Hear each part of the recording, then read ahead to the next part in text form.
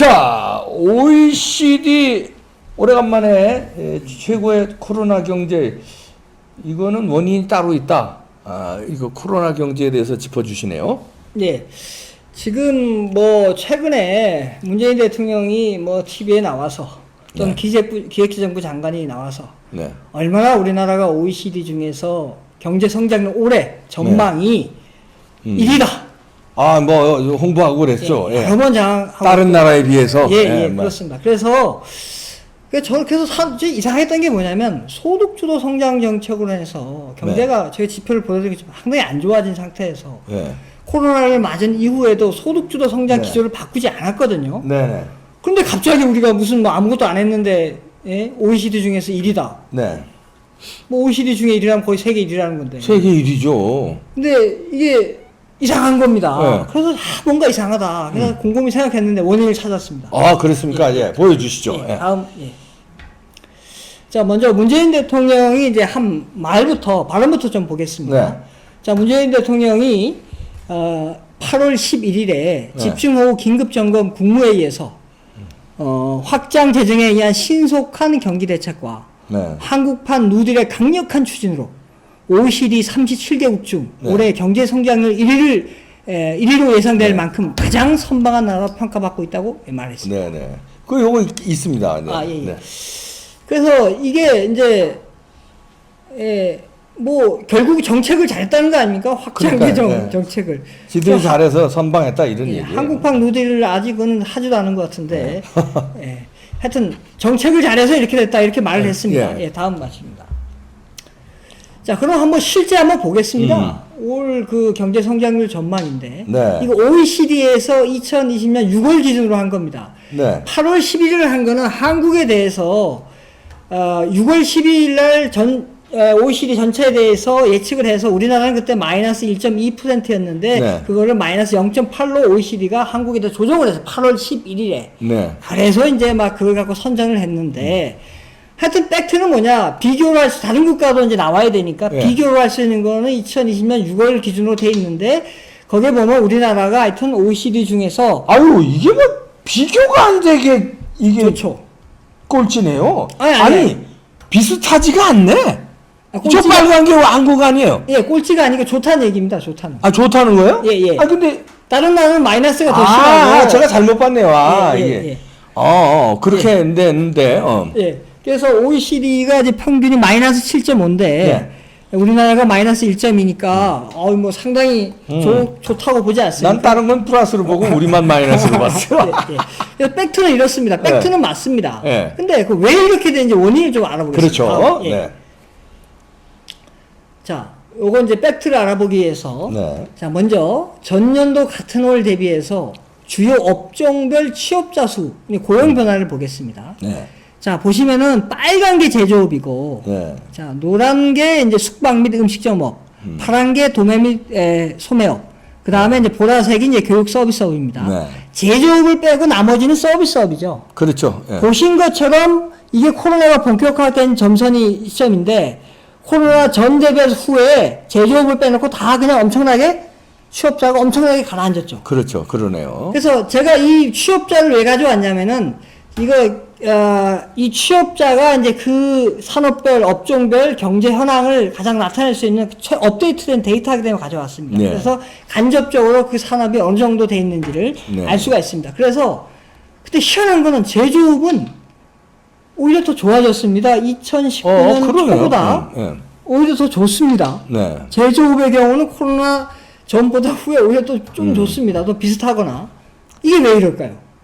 다른 서비스업은 이렇게 확 가라앉았는데 이게 이제 다음 장에 있습니다. 다음 보시면 바로 우리나라가 이 제조업의 자동화가 OECD 국가 중에 가장 잘 돼 있습니다. 자동화. 그러니까 자동화돼 있으니까 뭡니까? 비대면 접촉이죠. 그 코로나의 피해를 덜 봤다. 덜 봤죠. 그러니까 서비스업은 사람을 상대로 하는 대면 업종이니까 거기야 이제 전염될 거니까 이제 소비를 못하게 하니까 엄청 피해를 없는데 여기는 비대면이 로봇이 하니까 계속 돌렸죠. 그리고 상대적으로 다른 나라들은 제조업에 로봇이 우리처럼 강하지 않으니까 거기는 좀 타격을 보고 우리는 타격을 안 보니까 또 차이가 또 나고요. 그 뒤에 설명을 드리겠지만 우리나라가 다른 국가에 비해 제조업 비중이 높습니다. 비중이 높구나 또. 아하. 자, 그래서 평균 자동화 지표를 보시면 우리나라가 보시면 월등히 높습니다. 보시는 것처럼. 네, 자동화 지수입니다, 이거. 여기 이제 만 명당 이제 산업 로봇 대수입니다. 네. 그게 우리나라가 일본, 독일보다도 월등히 높습니다. 어이구, 야, 우리가 이 정도인 줄 몰랐네. 예, 그래서 이렇게 비대면 접촉 환경이 잘 됐기 때문에 제조업이 피해를 안 본 겁니다. 네, 그러네요. 예, 그래서 이제 다음 장을 보시면 네. 그런데다가 우리나라가 다른 국가에 비해서 GDP 대비해서 제조업 비중이 또 높습니다. 요 GDP를 나눠지는 이유는 국가별로 사이즈가 다 틀리기 때문에 사이즈를 동일하게 그렇죠. 한 상태에서 비교를 해야 되기 때문에 GDP가 나눠졌는데 GDP 대비 제조업 비중이 또 여기 이제 참고로 부가가치 기준으로 했습니다. 요건 이제 참고성으로 제가 알려드리면 네. 부가가치는 이제 GDP도 부가가치 개념이거든요. 요거는 네. 뭐냐면 물건을 만들기 위해서는 최종재가 있고 중간재가 있지 않습니까? 네. 그 중간재들은 대부분 중소기업들, 뭐 중견기업들이 많이 하죠. 협력사들. 네. 그래서 이제 대기업한테 주면 이제 여기 대기업들이 이제 최종재를 만들죠. 네. 소비재를 만들죠. 그래서 요 GDP는 이제 그러면은 이 기업들 생산한 거 다 더하면 GDP 아니냐? 근데 네. 중간재는 빠집니다. 아. 왜냐하면 중간재는 사실상 여기에 최종재에 들어가는 거죠. 그렇죠. 예. 그러니까 중간재는 빼고, 그러니까 중소기업들, 뭐 중견기업들 매출률은 빼는 겁니다. 예. 왜냐하면 우리나라 전체 매출을 따지면은 거의 4천조, 거의 5천조, 제가 정확한 수치 안 돼, 4천조 이상입니다. 근데 우리나라 GDP는 약 한 1,900조 뿐이 안 됩니다. 네. 그러니까 우리는 생각한 게 GDP가 국내 총생산이니까 그러면 국내에 있는 기업들 다 생산을 합치면 되겠지. 그렇지 않습니다. 그러니까 그거는 중간재 매출은 빠져 있다. 예. 예, 그래서 제조업도 중간재 매출을 뺀 하여튼 부가가치 기준으로 해서 GDP 대비 제조업 비중을 얘기합니다. 2019년도. 네. 자, 보시면 우리나라가 OECD 중에서 두 번째로 높습니다. 그러네요. 제조업 비중. 예. 일본이 이제 아일랜드가 30.8%고 예. 우리가 25.4%입니다. 네. OECD 평균은 14.4%입니다. 예.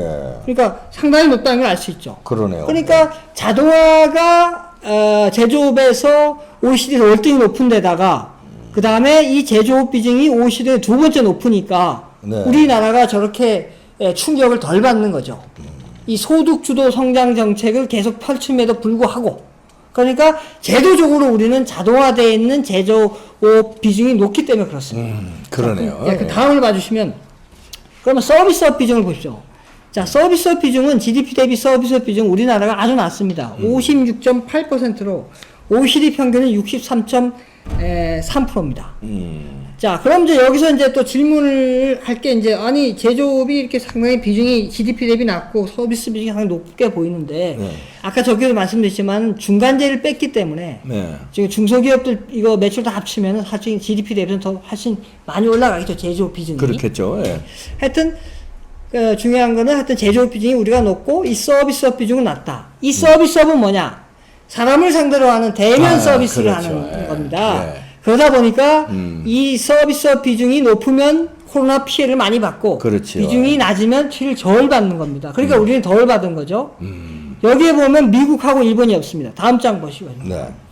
왜냐하면 데이터가 가용하지 않기 때문에 그렇습니다. 네. 그래서 데이터가 가용한 데까지 보면 요 빨간 게 미국이고 파란 게 일본입니다. 네. 자, 일본도 아까 OECD 평균 63.3%보다 높으면 69%고 서비스업 비중이 그렇죠? 미국은 훨씬 높네요. 미국은 70.4%입니다. 네. 그러니까 미국이 지금 경제가 안 좋은 아하. 겁니다. 코로나에 엄청난 충격을 받은 거죠. 그러네요. 딱 답이 나오는 겁니다. 그러네요. 얘기 나오는 거. 아, 미국이 서비스업이 강국인데 이럴 때는 피해를 많이 보는 거네요. 예. 네, 그렇습니다. 자, 다음 예. 결론을 그래서 결론을 내리시면요? 내리면 지금 뭐 문재인 대통령이 여기저기 자랑을 하고 있죠. 네. OECD 최고의 코로나 경제라고. 그래요. 예. 정말 우리가 경제 정책을 잘해서. 그런데 확장적 재정 정책은 돈을 쉽게 돈 푸는 거는 우리나라 말고 다른 나라도 많이 했어요. 예. 그럼 돈 많이 풀었다고 경제 정책 잘한 겁니까? 그렇죠. 아니거든요. 아니죠, 그거는. 그럼 왜 이렇게 우리가 잘했냐? 정부의 경제 정책이 아니고 우리는 자동화된 제조업 위주의 경제 구조를 오랜 세월 동안 가지고 있었기 때문에 이렇게 된 거지 정부의 경제 정책은 아니다. 이렇게 말씀을 드릴 수 있습니다.